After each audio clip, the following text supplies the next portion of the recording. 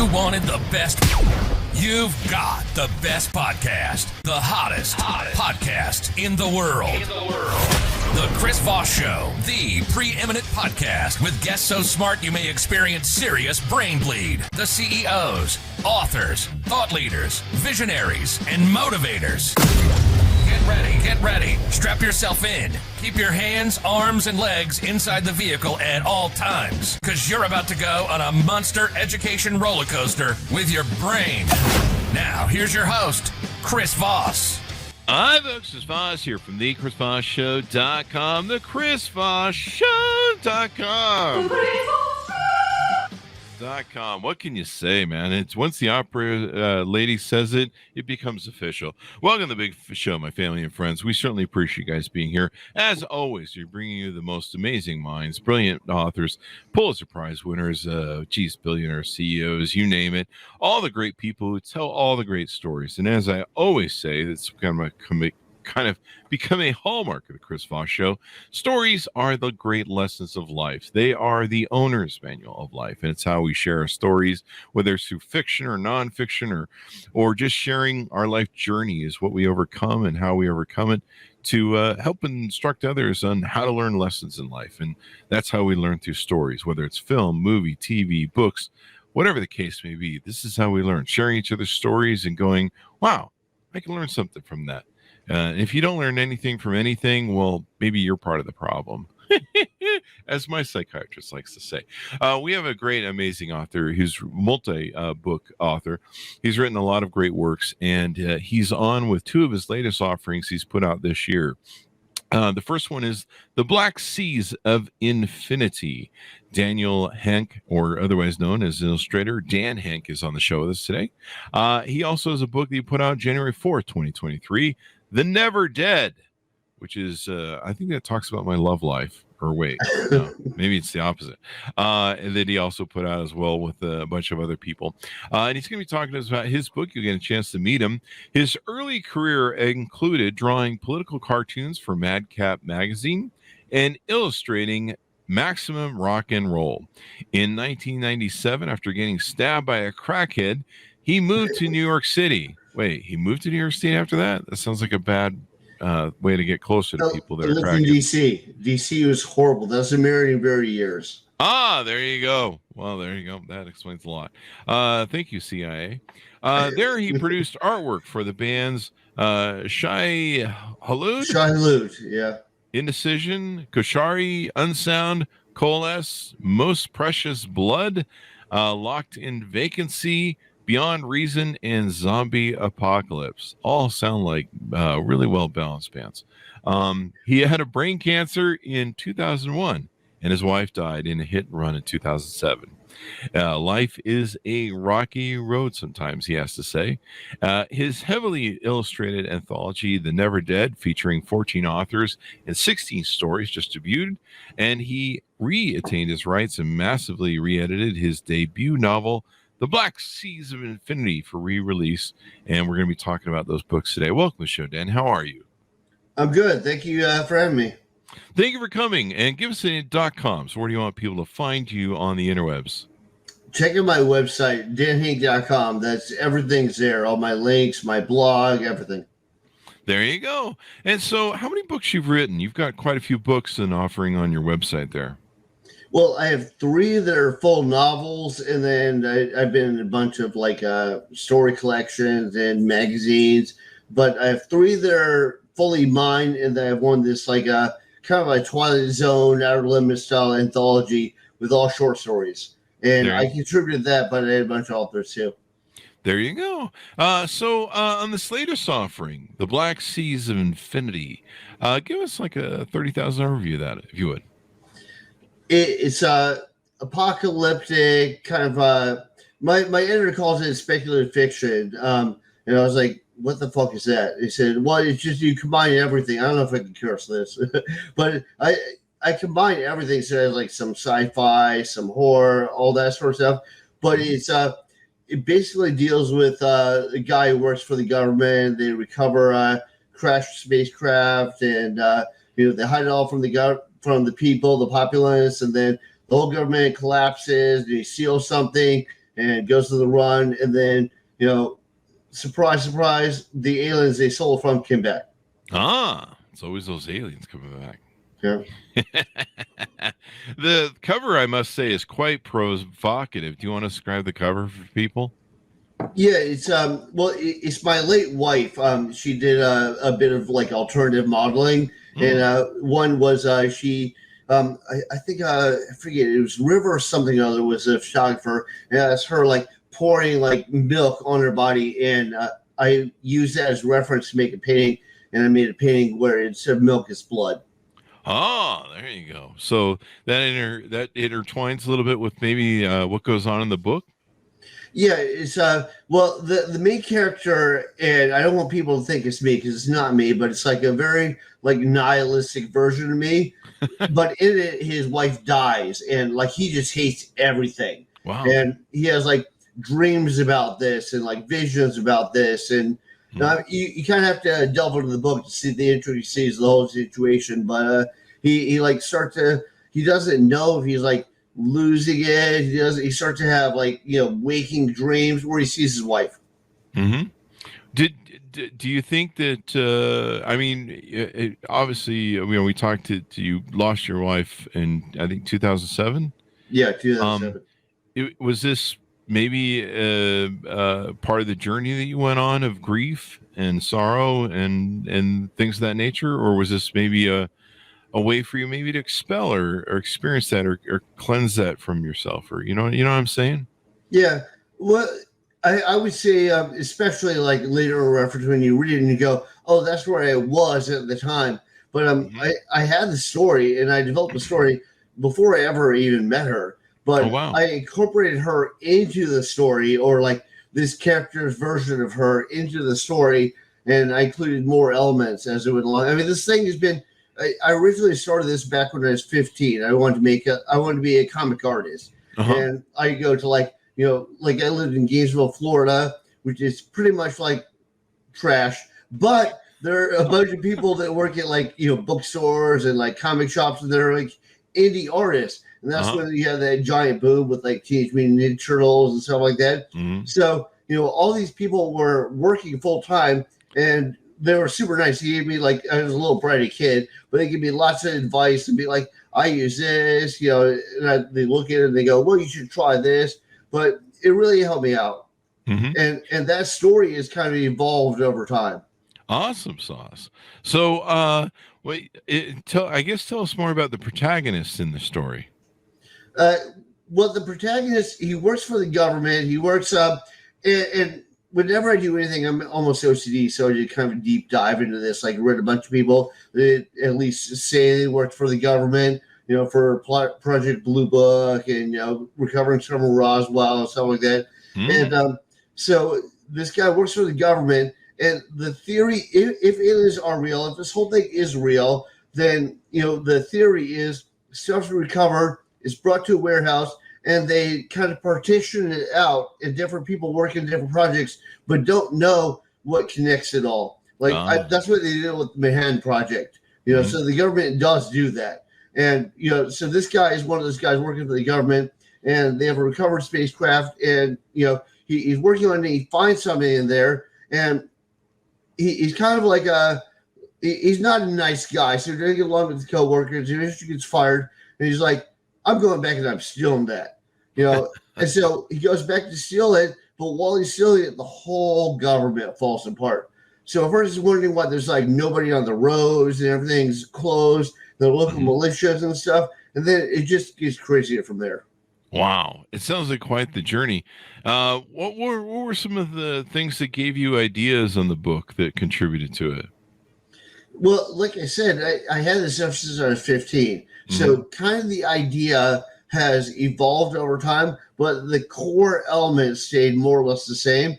And then as you go through life and all this stuff happens to you, you go, hey, well, I should incorporate that, or that had a big impact. So they'll probably reach the audience.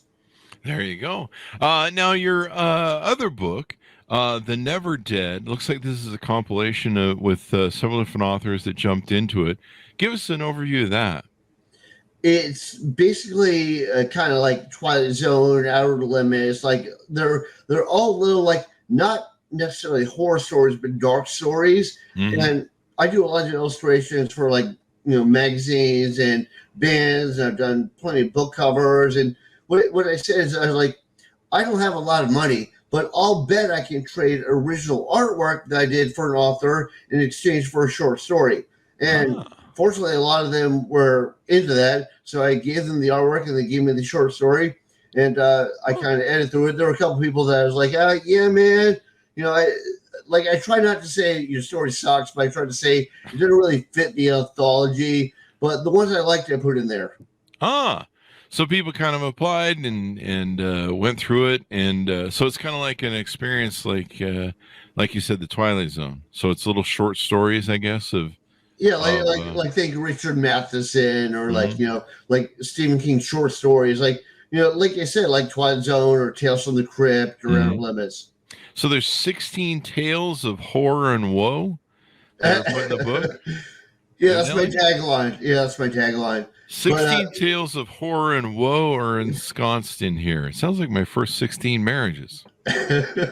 Were you really married 16 times? No, it's a callback joke on the show. I throw out random, like it sounds like my first 5 marriages, and we just do different numbers every time. The joke is that I've never been married, so Yeah.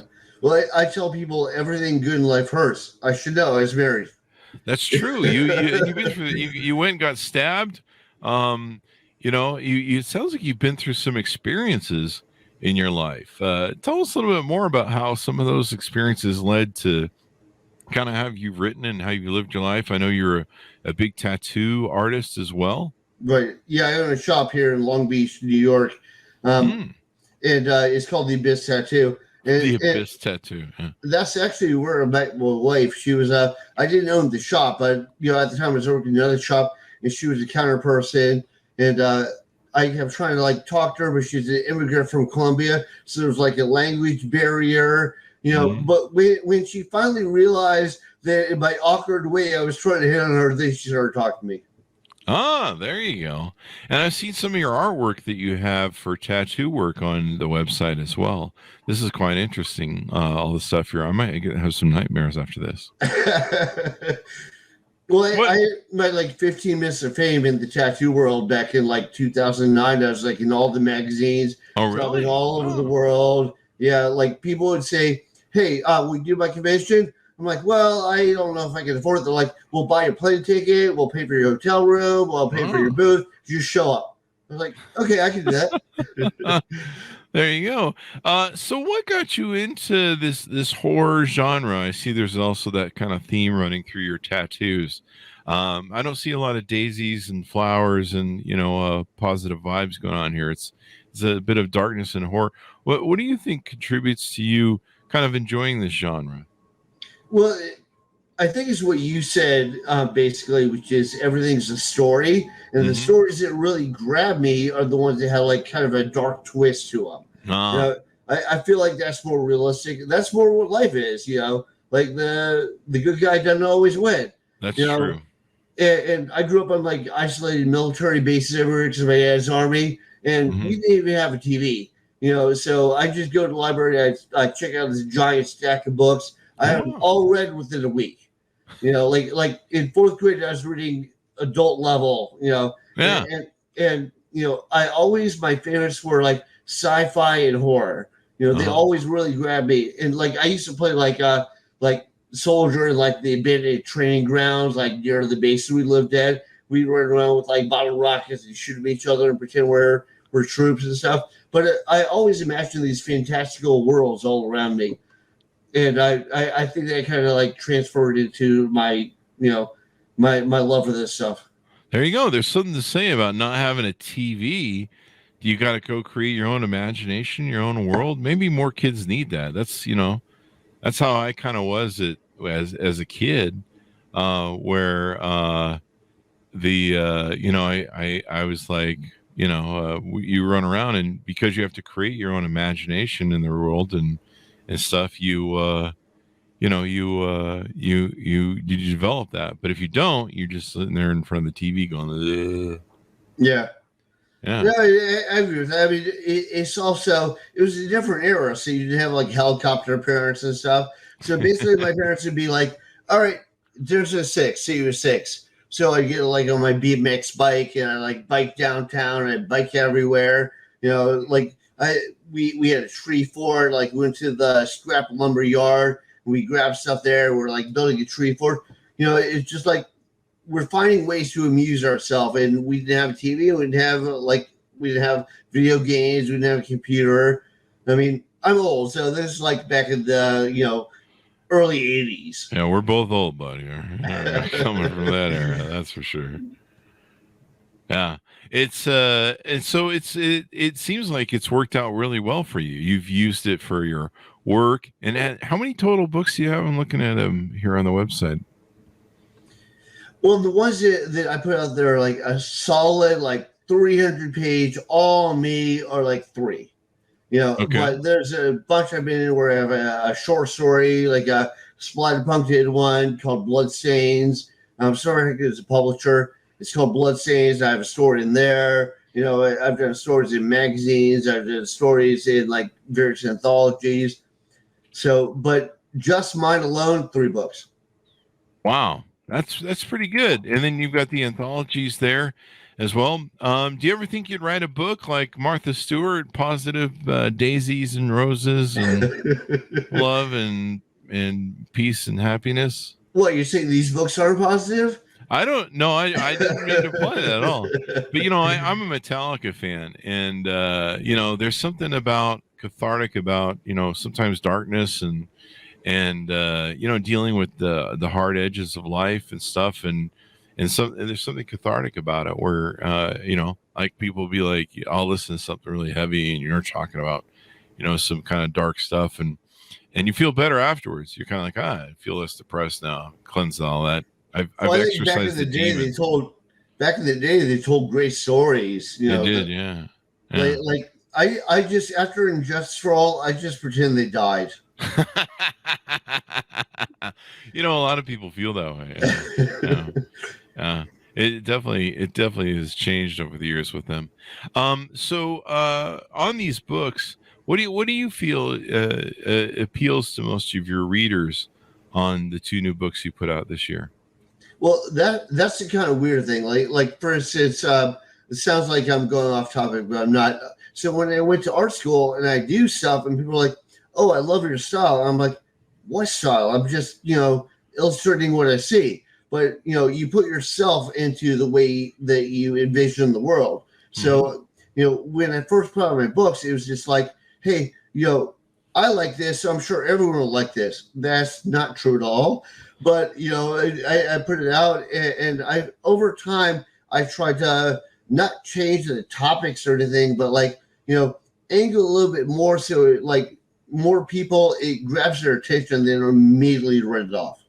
There you go. And sometimes you just have to find your audience and build it, right? That's true. You have to curate your audience, get them interested, find the people that like you, and then hopefully word of mouth spreads and more people refer you and stuff, and you can get into it and some more.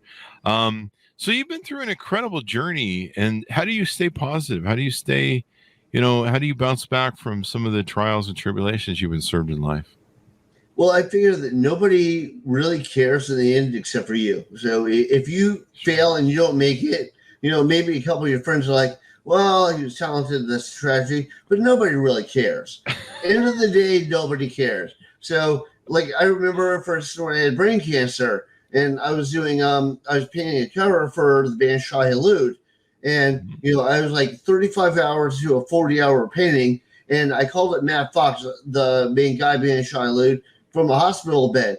I'm like, I have cancer. I'm in the hospital, but I'm going to finish your painting. He's like, just get better. I'm like, no, I'm going to finish your painting. I'm like, I might die, but I'm going to finish your painting. So I just feel you have to do stuff. And part of the impetus for the, getting the books out as much as I always had that in mind. And then it's kind of it's a long, complicated road, but I ended up tattooing. That blew up in the tattoo industry. So I got all wrapped up in that. Then my wife died in a hit and run. So when she died, that combined with brain cancer, I was like, life is short. I could die tomorrow. I got to get this done. Yeah. That kind of gives you an outlook on life of realizing how fleeting it is, huh? Yeah. Yeah.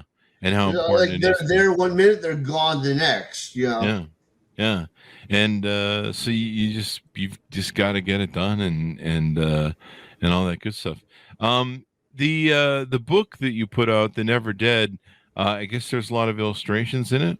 They're from some of your artwork. Oh yeah, well, like I said, originally I wanted to be a comic artist. So even like when I first I went to art school and my teacher said, if you want to make an artist, you got to move to New York. So I moved to New York. I moved on like a 10-year-old motorcycle, everything I owned in a backpack, just drove to New York. And I remember I interviewed with like DC Comics, and that's right when they almost went bankrupt. Like the movie saved them, Yeah.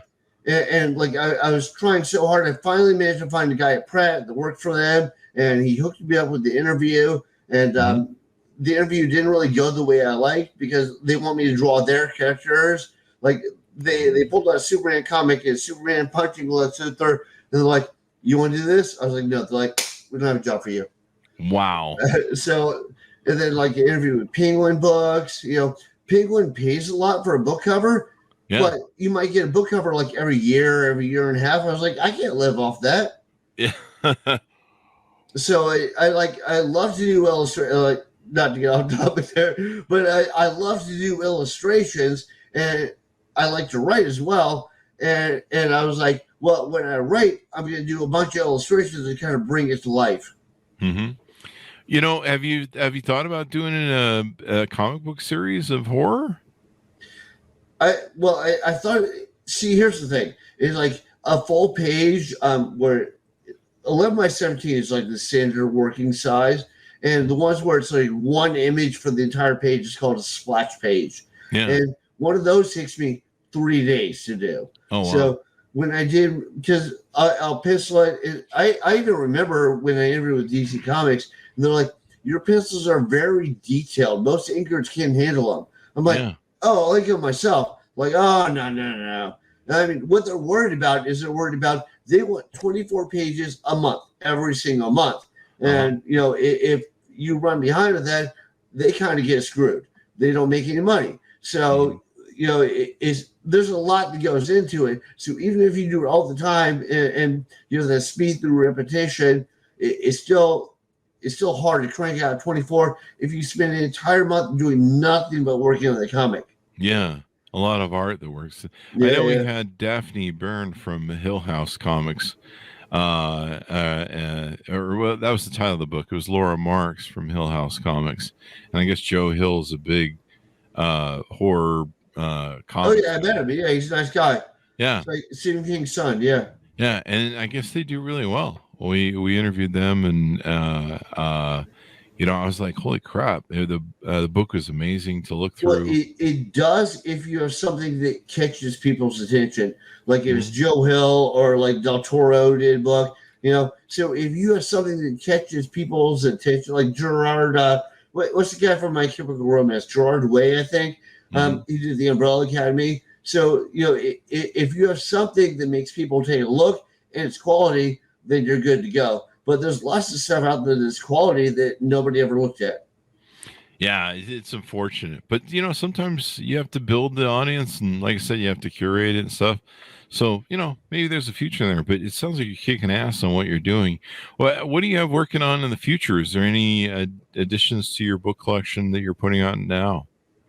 Yeah, I'm always working on something. Like my girlfriend tells me that I do way too much. But... it's all about time, right? There's only so much time. Yeah. Well, I write, I draw, I have a podcast, I tattoo, I help run a tattoo shop, I help manage it and pay people. So it's like I'm doing a lot of stuff all the time. Yeah. What are you talking about on the podcast? Let's get a plug in for that. It's called Skull Sessions with Henk. It's I interview like artists and authors, mainly authors, because I do a lot of like author conventions now, and I'll meet them like, you should be on my podcast, and like they'll be on my podcast, and then what I love to do is like I kind of took this from John Stossel, the whole like put up lots of imagery and stuff like that, and I was like, yeah, that's a great idea. So if they talk about a book, boom, it's on the screen. If they talk about a movie, I try and clip a little scene from that movie and put it on the screen. But yeah, we talk about like what led them to where they are. Like some people, it's more like, what techniques do you use? Some people, it's more like, hey, well, what made you go for this job in the first place? And they'll be like, well, as a medical technician, and I was always around lots of blood, and maybe that should have been a sign. Yeah. So what genre do you talk about? All sorts of books and books authors on your show, or is this a horror genre or? Well, it's mainly horror. Also, I focus on sci-fi. So, but it'll be like dark sci-fi, like Event Horizon or Alien or something like that. But, that's not that I'm necessarily turning people away. It's just those are the people that gravitate towards whatever they're on. There you go. And so it's fun, man. You're doing so much. And I think what you're doing is really enjoying life and make sure you're maximizing, because you've seen the darkness of life. What was it like going through cancer? I imagine that had a contribution on your outlook in life. Well, it sucked. But yeah. I had headaches, and I was broke at the time, and so I went to like a local like clinic, and they said, "Oh, you got migraines," and then the headaches got worse, and I went to a pharmacy, and they couldn't even read its handwriting, and so I had to go to a more expensive clinic. And they said, "Oh, you're dehydrated. To call tomorrow. It's even worse." And the next day, like me and my girl, we had Chinese food the day before. The next day, I was throwing it up. I was like hanging over like a bathroom sink. Wow. I wanted to shoot myself in the mouth. I felt like I had a jackhammer to the back of my head. Wow. And so then we went to Bellevue Hospital, and while we're going to Bellevue, like she's trying to guide me straight. I can't even walk straight. I'm walking sideways. And wow. I get in there, and they're like, "What do you do?" I said, "Well, I do Muay Thai." They're like, "Oh, it's a brain bleed." They put me in the CAT scan. They go, "Oh, it's cancer." Wow. And I was like, "Okay." And they're like, "Well, it was called medulloblastoma. It's a slow growing tumor." They're like, "Yeah, it would have burst open and you would have been dead. You probably had about 2 weeks." Holy crap! So I mean, you've gone through some things where you've learned to really appreciate your value and time in life. Right. Yeah. I think you have so. This outlook where you're so busy now, and you try and enjoy your life and get a lot done. That's true. I also think one other thing I was going to say about the brain cancer was, so they said, it's brain surgery, so you have about a 50-50 chance of making it, and we have to operate on you in 4 days. And my girl starts crying, and she's like, "Oh, you don't care?" I'm like, "Oh, of course I care, but what am I going to do?" And I called my parents, and they're like, "Well, we come see you, but last minute takes are expensive." So kind of like me and my parents don't get along well anyways. Like I turned 18, they kicked me out of the house and moved. They're like super conservative, super religious. I got into punk rock. They're like, "All right, devil inspired, he's out." Yeah, punk rock, that'll do it. I had a blue mohawk and a spiky leather jacket and comment. I looked like a British punk rocker. But I mean, I got a high, grade point average, high GPA. And I remember I talked to my guidance counselor, and I was like trying to get like a loan for college or like a grant or something. Mm-hmm. She said, "Get ready for a cure of pumping gas, because that's all you're ever going to do." What the hell? I still remember what she looks like. I remember her name. I remember. You should send her some of your work and say, "Yeah, I seem to be doing well. How's your pumping gas thing working out there, buddy?" Yeah, that's not a very nice guidance counselor. What the hell? That's not even guidance. It's just cursing you with something or trying to. Well, I'm glad you didn't listen to her and you rose above it.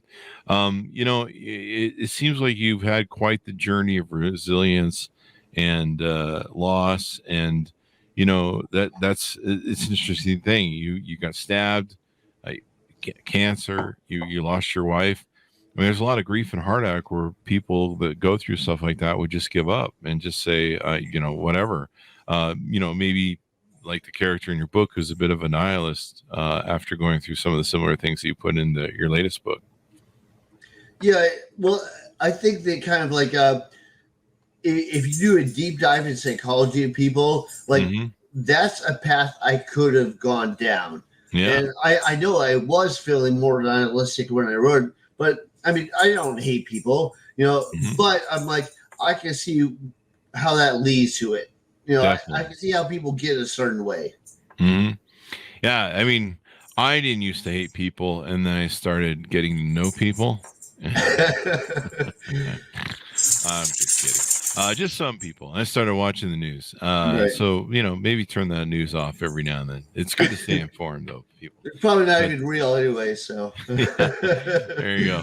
So, what do you want to, is there anything more we should tease out about the two books, The Black Seas of Infinity and The Never Dead, before we go? No, I think definitely check those books out. Like the Black Seas of Infinity, when I got the rights back, I was like, I should give people a reason why they should check this out if they've already seen it. Mm-hmm. So I did do a massive, re-edit and rewrite and everything. And I figure I'm a much better author now than I was when I first wrote it. But it's like, I should give some like cool stuff to like make them really want to check it out, even more. So like I included a whole bunch of new illustrations. I included like a whole backstory. It's like I call it the story of the projects, where I say, it started out as this. These are some of my early drawings. These are some of my later drawings. These are some of the drawings I interviewed with DC Comics with. And so I just saw how it evolved over time. There you go. Well, it's been fun having you on the show. Give us the final pitch out as we go out, Dan, for people to order up your books, check out some of your other artistry work. Well, I think I'm a big fan of H.P. Lovecraft, and he has a great quote, right, where he says, "Life is indeed comic, but the joke is on mankind." There you go.